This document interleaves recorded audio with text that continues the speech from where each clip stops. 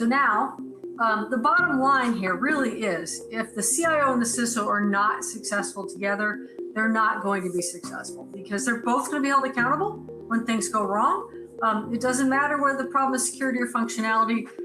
It's an IT failure, and that is also a security failure. Doesn't really matter what's going on. They will both take the blame for it. And so these two things are really intertwined at this point. So we used to think about things as, do we want to go fast or be careful? Do we want to deliver great features? Do we want to protect our enterprise? And we just can't think about the world that way anymore. AI is accelerating dramatically. Cyber attacks are accelerating, partly driven by the ability of AI to allow people to build scripts, to automate things, to move much faster. Regulatory requirements and compliance just continue to increase for most people in most industries. And then we have budget issues, right? The budgets of CIOs and CISOs are both declining in many cases, or at the very least, they're staying the same. So they can't go along competing. They've got to work together. And it's strategically one of the most important relationships in an enterprise now. So let's talk a little bit more about the consequences. So this is the harsh reality of the leadership role. CIOs and CISOs do not have long tenures. They look a lot like CEOs in some ways in that case. CIOs tend to last about 4 years. CISOs tend to last about 3 years. And you notice that CISOs do take a little bit more blame when there's an incident. About 80% of them get terminated when there's an incident. But 25% of them, of CIOs, also get terminated when there's a security incident. And what that doesn't reflect, obviously, these are security incidents. It doesn't really reflect failures, because failures tend to be more of a slow burn, whereas security incidents tend to happen all at once. So there's similar data related to system failures, product failures that are related to CIOs and CISOs. So this is obviously a really stressful place to be. You know, CIOs and CISOs always need to have their bags packed because while they're trying to do the right thing, they're often going to end up on the wrong side of accountability. So this really underscores why it's so important for them to be a team, because there'll be fewer people getting fired in those cases. So we're going to cover, we're actually going to take less than 30 minutes. I should have updated that number, but it doesn't matter. We're going to talk about the new mandate, why it's important. We're going to talk about friction, what causes CIOs and CISOs not to get along, what happens when they don't, and then how we can get folks aligned, and then just wrap up with a couple thoughts on putting it all into practice. So let's talk about where we've lived, the turf war. Right, in the past, the CIO's over here, the CISO's over here. The CIO is talking about how can we do things fast and deliver features.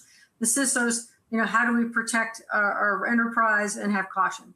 That has to move to an integrated partnership, and is moving to an integrated partnership where governance, accountability are aligned together to ensure that together they deliver mission success. So, you know, for many, like I said, for many years, this was a huge problem. And part of the problem is related to who reports to whom. That's been a huge issue.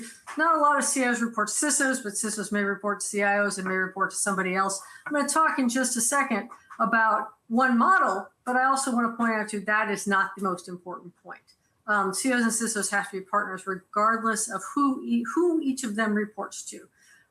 So that's really the key, is that they need to be partners. They need to work together, not compete.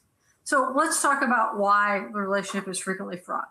So as we talked about, CIOs want to deliver stuff fast, CISOs want to protect the enterprise. So you end up with this CISO department of no, CIO department of yes. And without mutual respect, that's going to be the situation. So you have to move away from that. Second is org chart distraction, what I just talked about. This whole debate, do I work for you? Do I work for somebody else? You know, that creates a lot of tension as CIOs and CISOs fight for where they report. The power shift in the boardroom. We're seeing a lot of CISOs now getting a seat at the table in the boardroom, even when a CIO may not have one. So then again, you know, if the CISO is the only one in the boardroom, who's accountable when something goes wrong? And then obviously, we all know this one, budget competition. There's only so much money. Everybody tends to look at CIO and CISO budgets in that same big buckets with CFOs and CHROs and say, there's only so much money. And the CIOs and CISOs are often see each other as an obstacle to getting funding. So I'm just going to share the federal model just as a reference point.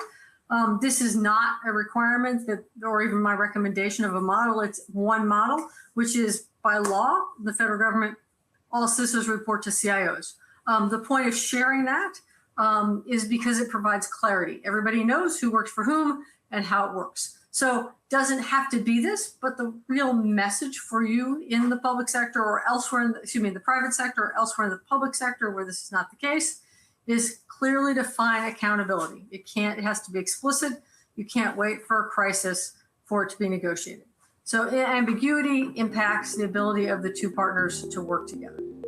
So let's talk about misalignment now. So you say, well, so what? They don't agree. They don't talk to each other. Why does that matter?